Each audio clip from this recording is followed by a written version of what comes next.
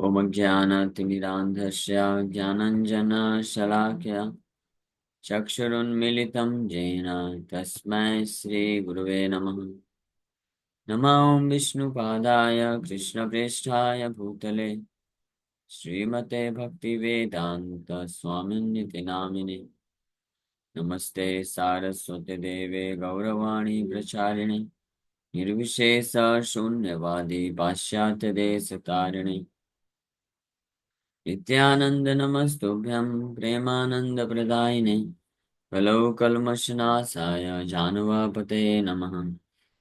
नमो महावदन्याय कृष्ण प्रेम प्रदायते कृष्णाय कृष्ण चैतन्य नामने गौरतुसे नमः।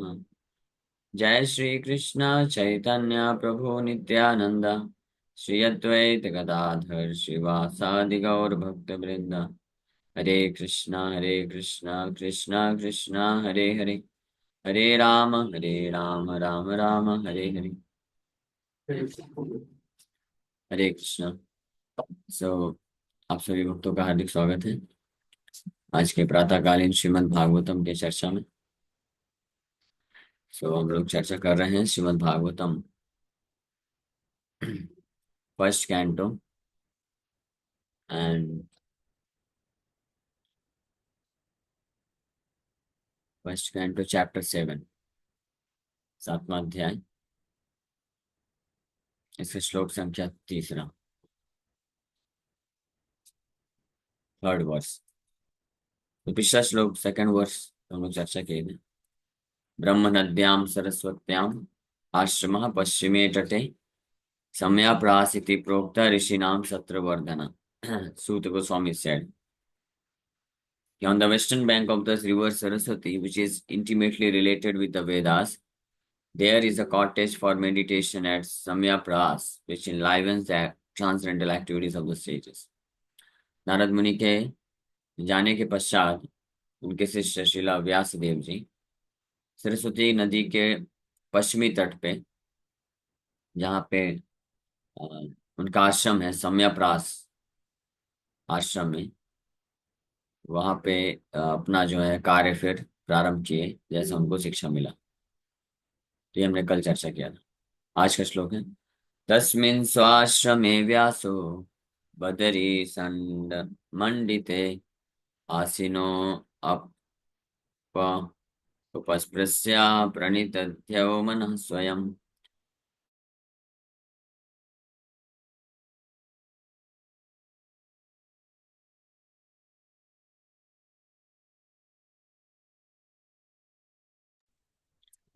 तो तस्मिन् स्वाश्रमे व्यासो बदरी संड मंडिते आसीनो अप उपस्पृश्य प्रणितध्यो मनः स्वयं। So in that place, Srila Vyasadeva, in his own ashram, which was surrounded by berry trees, sat down to meditate after touching water for purification. तो इस स्थान में जो Samyaprasa Samyaprasa ashram, cottage for meditation at Samyaprasa नामक स्थान सरस्वती नदी के पश्चिमी तट पे Srila Vyasadeva in his own ashram, in that place, Srila Vyasadeva in his own ashram, which was surrounded by berry trees, berry के वृक्षों से जो है के सराउंडिंग में जो आश्रम है उनका, set down to meditate after touching water for purification, यानी आचमन करने के पश्चात वो वहां पे ध्यान करने के हेतु बैठ गए। ध्यान मेडिटेट करे, जैसे श्री नारद मुनि उनको शिक्षा दिए भागवत के रचना के लिए, तो उन आदेशों पे ध्यान करते हुए भगवान कृष्ण का शुद्ध भक्ति भाव से स्मरण करना, ध्यान करना प्रारंभ कर दिए। तो तस्मिन स्व आश्रम है, अपने खुद के आश्रम में व्यासदेव बदरी संड मंडिते, बदरी बेरी ट्रीज मंडिते आसीनः अपः उपस्पृश्य, आफ्टर टचिंग वाटर अपः उपस्पृश्य प्रणिदध्यौ मनः स्वयं। तो under instructions of spiritual master Srila Narada Muni, Vyasadeva concentrated his mind in that transcendental place of meditation. तो अपने आध्यात्मिक गुरु श्रीला नारद मुनि के आदेशों के अनुसार श्रीला व्यासदेव उस पवित्र स्थान में, दिव्य स्थान में, सम्यप्रास नामक स्थान जो कि सरस्वती नदी के तट पे है, तो उस पश्चिमी तट पे अपने आश्रम में वो बैठ के अभी मेडिटेशन, ध्यान कर रहे हैं। मेडिटेशन मीन्स तो जैसा आदेश दिया गया है तो उस आदेश को कैसे पालन करना है और किस प्रकार से भगवान कृष्ण के शुद्ध भक्ति को ही एकमात्र वर्णन करने के लिए भागवत ग्रंथ को वर्णन करना है, उसके लिए कृष्ण का साक्षात्कार होना जरूरी है। तो इस प्रकार से वो बैठ गए और जैसा कि श्री नारद मुनि उनको आदेश दिए या इंस्ट्रक्शन दिए भक्ति योग की महिमा, तो इसलिए अगले श्लोक में वर्णन कर रहे हैं। भक्ति योगे न मनसी सम्यक प्रणहिते अमले अपश्यत पुरुषम पूर्णम मायाम च तद अपाश्रयाम। Thus he fixed his mind, perfectly engaging it by linking it in devotional service, bhakti yoga, without any tinge of materialism. And thus he saw the absolute personality of Godhead along with his external energy, which was under full control. Without any tinge of materialism. Thus he fixed his mind. इस प्रकार से अपने मन को मनसी भक्ति योगेन मनसी सम्यक प्रणहिते, सम्यक means पूर्ण रूप से, मन को फिक्स करते हुए, प्रणहिते अमले विदाउट एनी मैटर मटेरियलिज्म। अमल, मल मतलब गंदगी और अमले मतलब बिना किसी गंदगी के। जब लिंक यानी अपने चेतना को, मन को, कॉन्शियसनेस को, चेतना को भगवान से जोड़ते हैं, इसके माध्यम से भक्ति योग है ना। ये भक्ति योग है ना बहुत महत्वपूर्ण है। भक्ति योग है ना के द्वारा मन से, मन को सम्यक प्रणहिते, सम्यक रूपेण पूर्ण रूप से व्यक्ति भगवान पे लगा सकता है, यानी फिक्स कर सकता है। 100% परफेक्टली इंगेज किया जा सकता है। This is the perfect method of engaging the mind. इसी चीज को भगवान गीता में भी वर्णन करते हैं। योगा कर्मसु कौशलम, बुद्धि योग का वर्णन करते हैं, बुद्धि योग या भक्ति योग, जिसमें मन को भक्ति भाव से कृष्ण के चरण कमलों में लगाते हैं, तो उसके माध्यम से पूर्ण रूप से जो है मन बेस्ट फॉर्म, बेस्ट तरीके से लग जाता है।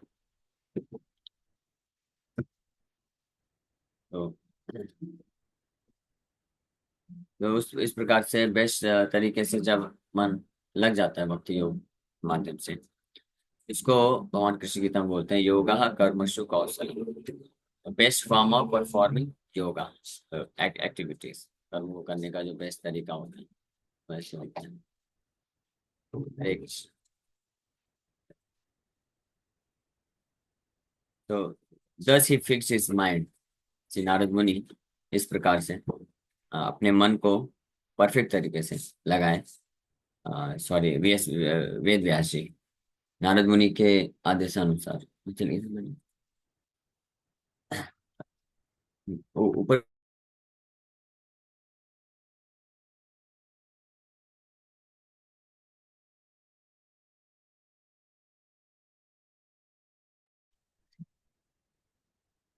तो भक्ति योगे न मनसि सम्यक प्रणहिते अमले।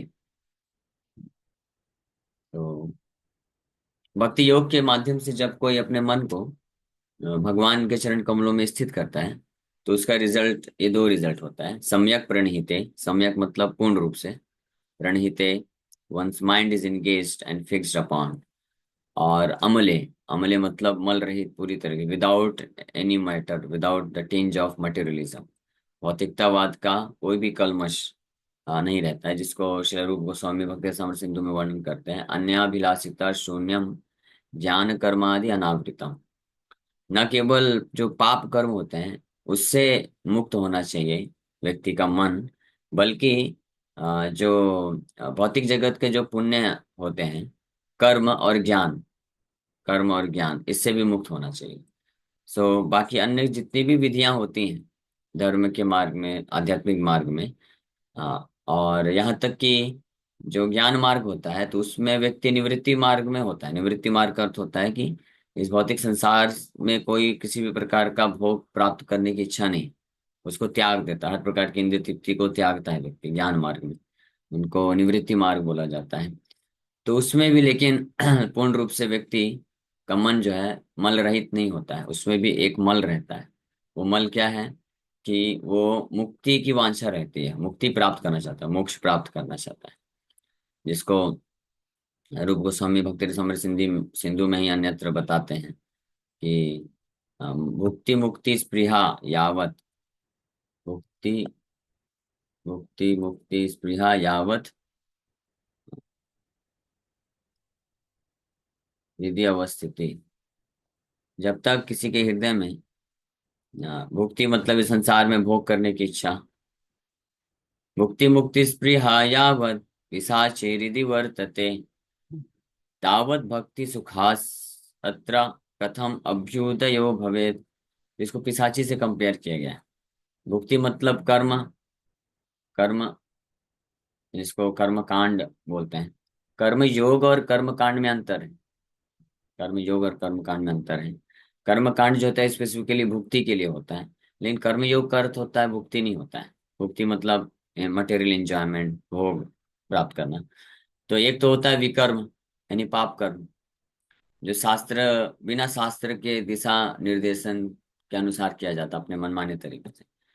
जो कि संसार में ज्यादातर लोग 95%, मोर देन 95% लोग उसी तरीके से करते हैं।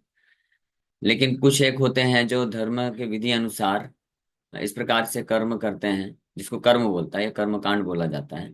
कि पुण्य तरीके से, कर्म कांड मतलब पुण्य, पुण्य तरीके से जो है इस संसार में भोग करना चाहते हैं, इंजॉयमेंट, सुख सुविधा प्राप्त करना चाहते हैं, तो उसको भुक्ति बोला जाता है। भुक्ति रेफर्स टू कर्म कांड और मुक्ति रेफर्स टू ज्ञान कांड। ज्ञान मार्ग के द्वारा अपने आप को भौतिक संसार के विषय वस्तुओं से तो अलग कर लेता है व्यक्ति, लेकिन मोक्ष की वांछा रहती है। तो इसकी जो स्पृहा जब तक रहती है तो इसको श्रील रूप गोस्वामी पिशाची बोलते हैं। पिशाची मतलब कि द विच भूतनी, पिशाची मतलब ये भूतनी का, जिस जब तक till the time one is haunted, जैसे भूत सवार हो जाता है ना किसी व्यक्ति के ऊपर, तो भूत सवार हो जाता है तो उसका फिर मति जो है काम नहीं करता है। उसको कुछ भी गुड इंस्ट्रक्शन देंगे, अच्छी बातें बोलेंगे तो वो वही करेगा जो भूत करवाना चाहेगा, है ना? सही बात है ना?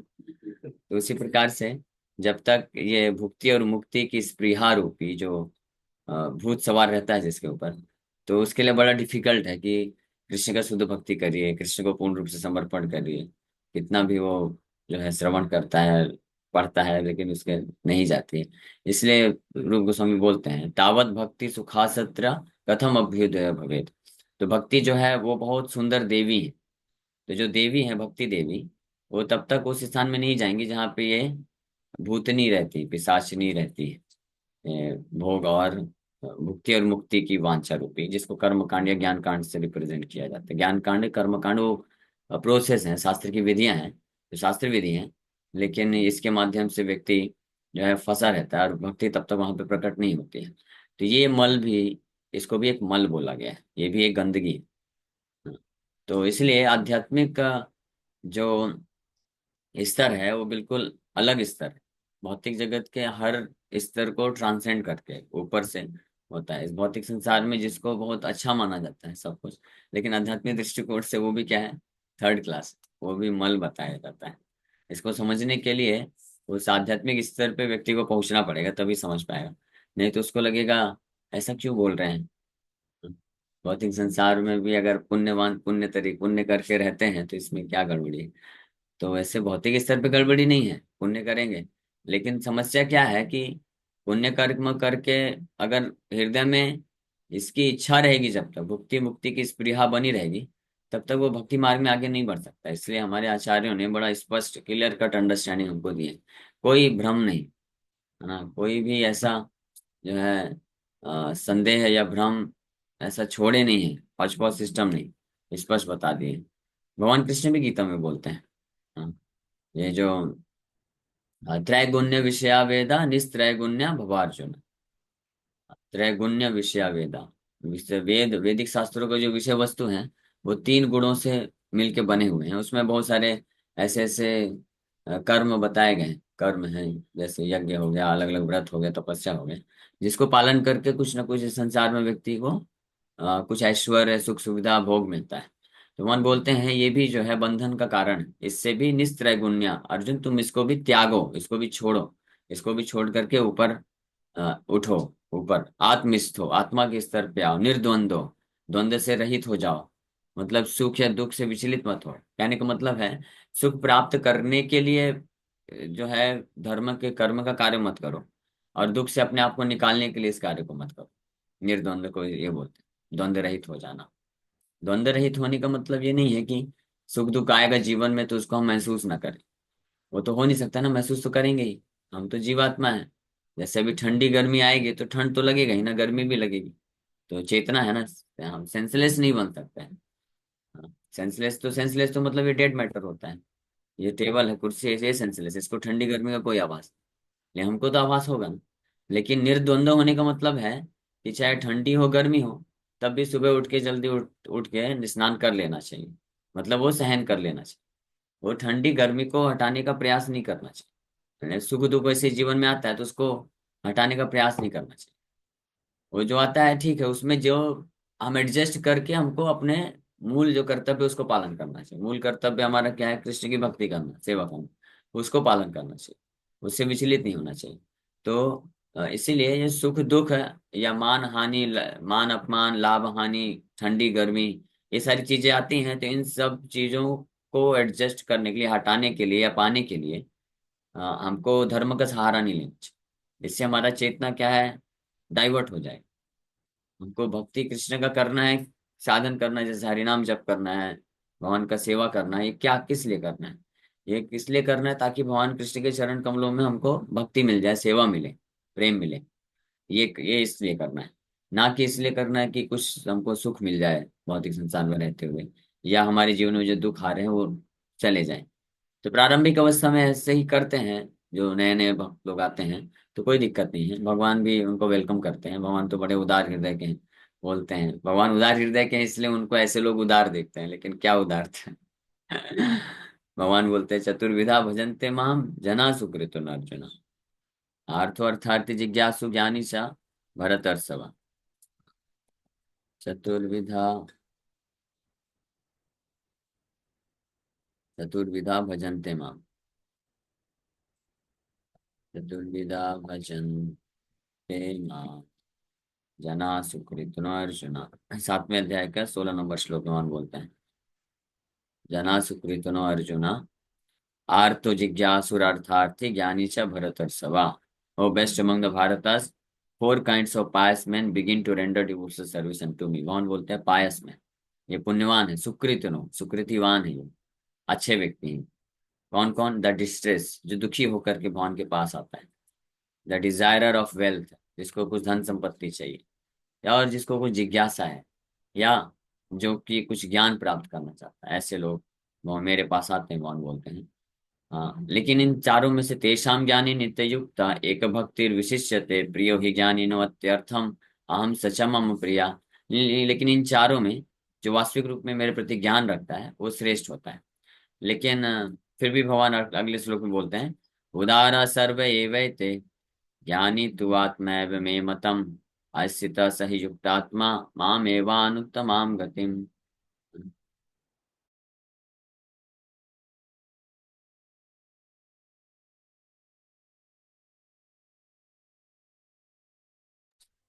भगवान बोल रहे हैं उदारा सर्व ए वैति।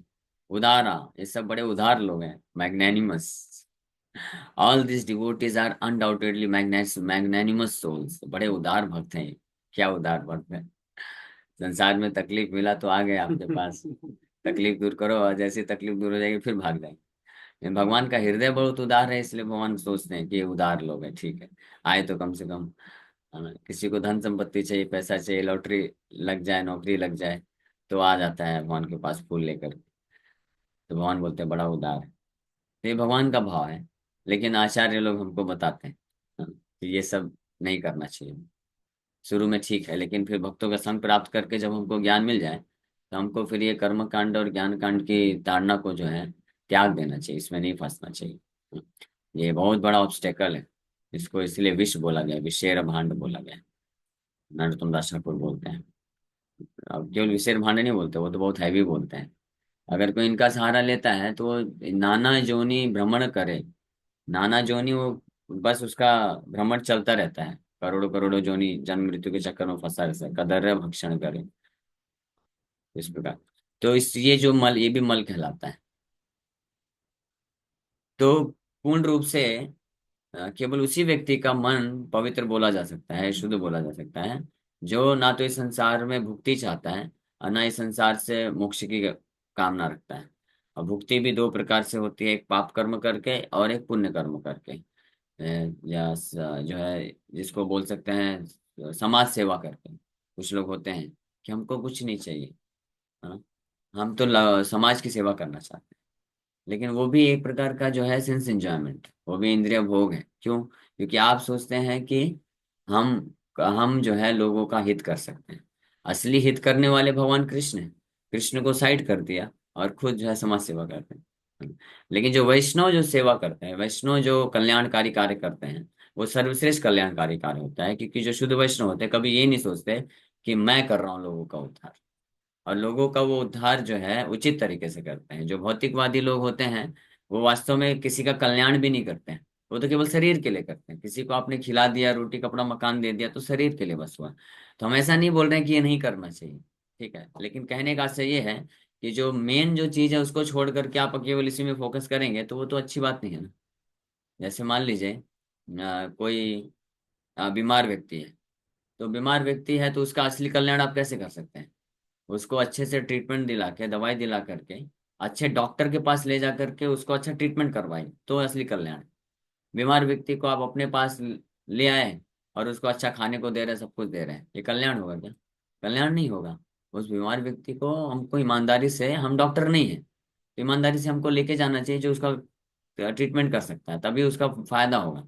उसी प्रकार से असली कल्याण लोगों का तब होगा जब हम उनको कृष्ण के चरण कमलों में लेके जाएंगे।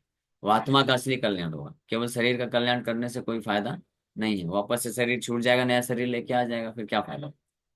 हाँ। तो इसलिए ये वास्तविक कल्याण नहीं। तो वैष्णव जो करते हैं वो वास्तविक कल्याण करते हैं भगवान के बिहाफ में, भगवान के दास बन के लोगों का सेवा करते हैं, भगवान से जोड़ते हैं। तो वैष्णव हमेशा ये बुद्धि रहती है, उनकी चेतना रहती है कि हम भगवान के जो है इंस्ट्रूमेंट बन करके, मात्र भगवान के प्रतिनिधि बन करके भगवान का कार्य कर रहे हैं, भगवान से जोड़ने का। तो इसलिए वो जो है वो मल रहित रहता है पूरी तरीके से। लेकिन उसके अलावा जितने भी लोग रहते हैं जो कृष्ण भक्ति से विमुख होते हैं, तो उसमें उनमें ये निश्चित रूप में कुछ न कुछ मल रहता है इंद्रिय भोग का।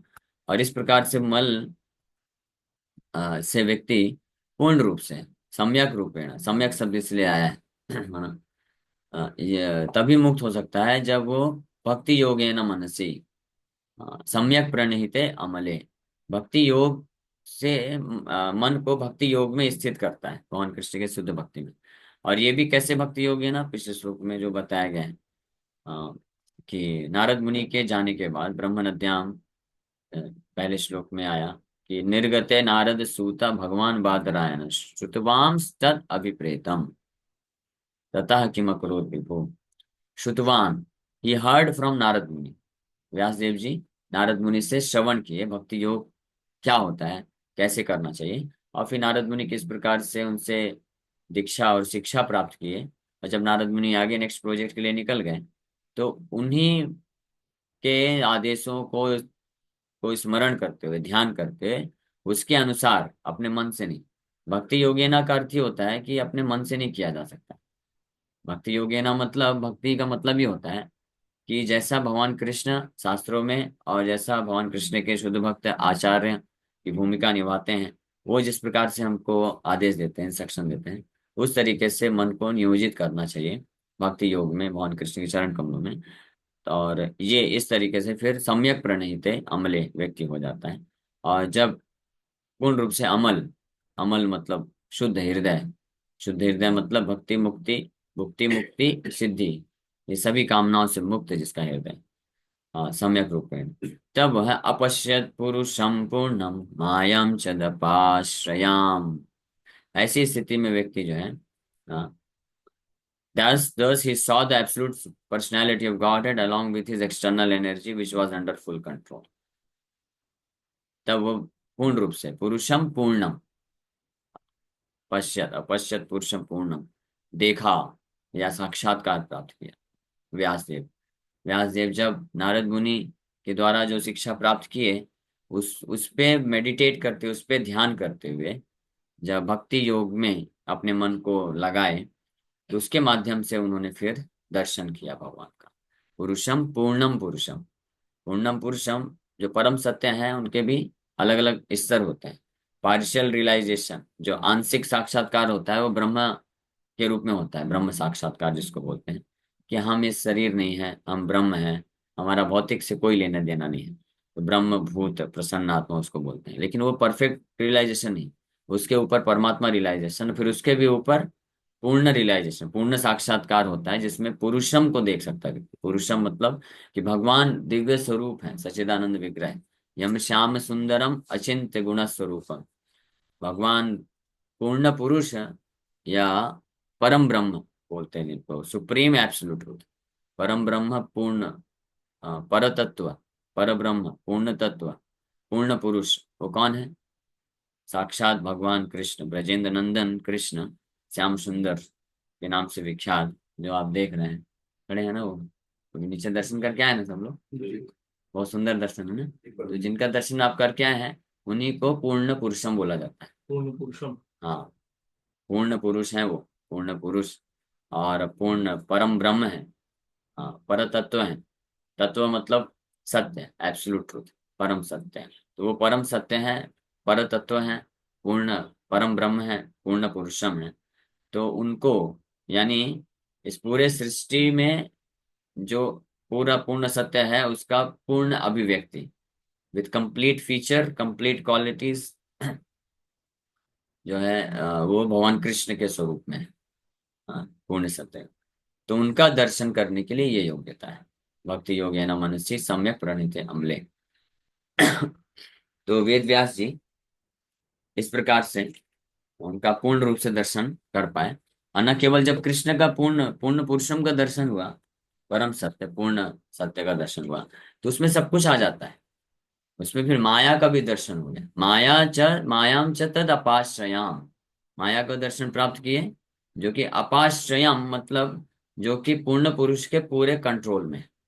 माया को भगवान कृष्ण की छाया के रूप में देखे, रिफ्लेक्शन के रूप में देखे। तो ये देखना मतलब ऐसा नहीं कि ये चर्म चक्षु से, वैसे तो वेद व्यास जी के चर्म चक्षु नहीं है, वो तो दिव्य शरीर है, तो उनका तो चक्षु भी दिव्य ही है।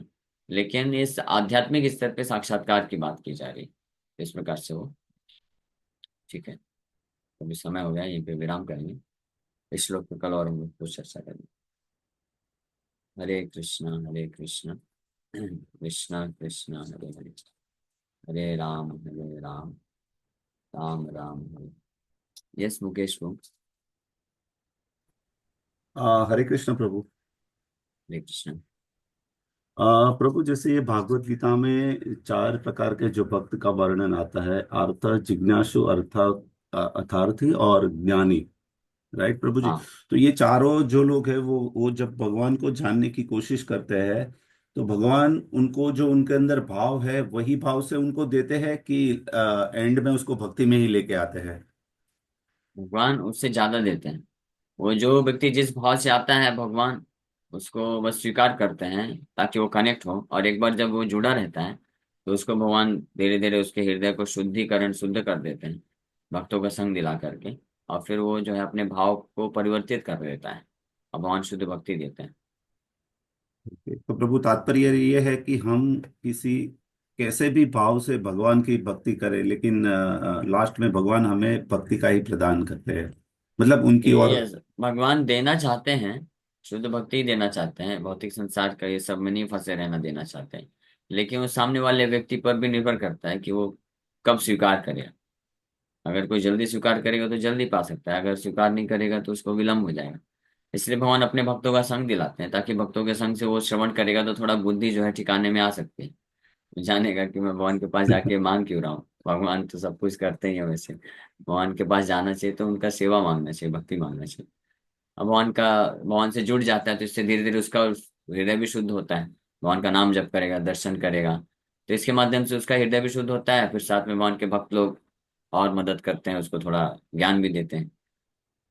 तो कंबाइंड एफर्ट तो है, मिली तो जुली प्रभु जी सरकार है। हाँ हाँ, तो तात्पर्य एंड में तो यही आके मतलब अटकता है कि भाई भगवान तो हेल्प करते हैं, लेकिन जो जीव होता है उनको थोड़ा एफर्ट करना ही पड़ता है। मतलब चमत्कार नहीं यस। होता, कोई चमत्कार जैसा नहीं होता है, जीव को खुद एफर्ट हाँ। हाँ, चमत्कार नहीं होगा, जादू नहीं होगा, क्योंकि भगवान जो है, हम अल्टीमेटली देखिए, माया का जो आसक्ति है ना, भोग की जो प्रवृत्ति है, माया का बंधन है, इसको हमको ही त्यागना पड़ेगा, हमको ही ना बोलना पड़ेगा। भगवान हमको मदद करेंगे, आध्यात्मिक शक्ति देंगे, भक्त लोग हमको ज्ञान दे सकते हैं, उपदेश दे सकते हैं, समझा सकते हैं, है ना। जैसे कोई, मान लीजिए बच्चा होता है, तो उसको पेरेंट्स लोग, टीचर्स लोग समझा सकते हैं कि बेटा तुम ऐसे ऐसे पढ़ाई करो तो तुम्हारा उद्धार होगा, तुम अच्छा जा सको। तो उसको पूरा समझाया जा सकता है, फैसिलिटी दे सकता है, सब कुछ कर सकता है। लेकिन उसको जबरदस्ती पढ़ाया तो नहीं जा सकता ना। वो बच्चा वो किताब खोल के भी बैठ जाएगा तो उसके ऊपर है ना, वो डिसाइड कर लिया कि नहीं मुझे पढ़ना ही नहीं है, मुझे ये सब करना ही नहीं है, ये सब नौटंकी नहीं करना मुझे, ऐसा उसको लगेगा तो फिर कितना भी, वो बोलते हैं ना, सुना होगा कि घोट के तो नहीं पिलाया जा सकता। हमारे हमारे उधर बोलते थे, टीचर लोग या पेरेंट बोलते थे कि इसको क्या करें, तो टीचर बोलते थे क्या कर सकते हैं, घोट के तो नहीं पिलाया जा सकता उसको। वो अगर नहीं समझा, हम मदद कर सकते हैं, पढ़ा सकते हैं, समझा सकते हैं, मार्गदर्शन दे सकते हैं। तो उसी प्रकार से ultimately we have to decide. तो जो जितना जल्दी इस साक्षात्कार को प्राप्त कर लेगा कि इस भौतिक संसार में केवल दुख ही दुख है, तो मुझे इस संसार के जो है समस्त प्रकार के भोग प्रवृत्तियों को त्याग देना चाहिए, और केवल पूर्ण रूप से कृष्ण के चरण कमलों में आश्रय ले लेना चाहिए। इस निष्कर्ष पे कोई आ जाता है तो वो फिर एक्सपोनेंशियल ग्राफ के जैसे प्रोग्रेस करता है, मतलब फास्ट रैपिड प्रोग्रेस। ठीक है प्रभु जी, थैंक यू, ओके, हरे बहुत कृष्ण। सारे हरे प्रश्न हैं कृष्णा लेकिन प्रभु जी। समय हो गया। हाँ हरे बोलिए। कृष्ण प्रभुपाद हरे प्रणाम। हरे कृष्णा प्रभु जी। यस मनीष को बोलिए, जल्दी बोलिए। हाँ प्रभु जी, एक क्वेश्चन ये है कि जैसे जो कर्म योग है और जो कृष्णा कॉन्शियस है, तो एक ही है ना वैसे, मतलब फर्क नहीं है ना? वो भक्ति योग का ही पहला स्टेप है कर्म योग। कर्म योग का अर्थ होता है कि व्यक्ति को अभी भी कर्म करने के प्रति आसक्ति है, फल के प्रति भी आसक्ति है, लेकिन वो इससे मुक्त होना चाहता है, इसलिए अपने कर्म को और कर्म के फल को भगवान की तरफ समर्पित करता है। उसको कर्म योग बोलते हैं। ये कर्म योग करते करते जब हृदय से आसक्ति भी खत्म हो जाती है, केवल भगवान के सेवा के लिए उसी कार्य को करेगा, तो वही कर्मयोग शुद्ध भक्ति योग बन जाएगा। अच्छा, वो बिगिनिंग है मतलब? यस, बिगिनिंग स्टेज है, लेकिन बिगिनिंग स्टेज भी बहुत हाईली एलिवेटेड स्टेज है, क्योंकि कर्मयोगी हाँ जो होता है वही। ना, वो भौतिक आसक्ति होती है, लेकिन वो उस भौतिक आसक्ति से मुक्त होना चाहते हैं, इसलिए सब अपने कर्मों को, कर्म के फल को भगवान को अर्पण करता है। मतलब आसक्ति तो रहती है कि मेरे को चाहिए, लेकिन भगवान आपके प्रति भक्ति विकसित करने, इसलिए आप ले लो, तो उसको कर्मयोग बोलते हैं। ठीक है। हरे कृष्ण प्रभु। भक्ति और मुक्ति, तो ये जैसे हम मैं मेरे जैसे नोवाइस डिवोटी है, तो उसमें हमको कैसे समझना चाहिए कि हम भक्ति की तरफ है या मुक्ति की तरफ है, क्योंकि नहीं वो नहीं, आप गलत सुने। भक्ति और मुक्ति नहीं बोला है, भुक्ति। भुक्ति और भक्ति में बहुत अंतर है। भुक्ति और मुक्ति बोला गया। भुक्ति का मतलब होता है संसार में सेंस एंजॉयमेंट, मतलब इंद्रिया इंद्रिया सुख प्राप्त करना, इसको भुक्ति बोलते हैं। तो भुक्ति और मुक्ति दोनों की इच्छा को के ऊपर जाना चाहिए, तब व्यक्ति भक्ति के वास्तविक भक्ति, पराभक्ति जिसको बोलते हैं, उस स्तर पे पहुंच सकता है। ठीक है। लेकिन प्रभु जी हम कैसे समझेंगे हम हरे अभी भक्ति में हैं? आप समझ जाएंगे, आप जब करते जाएंगे तो धीरे धीरे आपको खुद ही समझ में आएगा। ठीक है। इसलिए भक्तों का संग जरूरी है। भक्तों के संग में ये हमको इंस्ट्रक्शन जब हम सुनते हैं शास्त्रों से तो समझ में आता है क्लियर कट। ठीक है। हरे कृष्ण। प्रभु जी।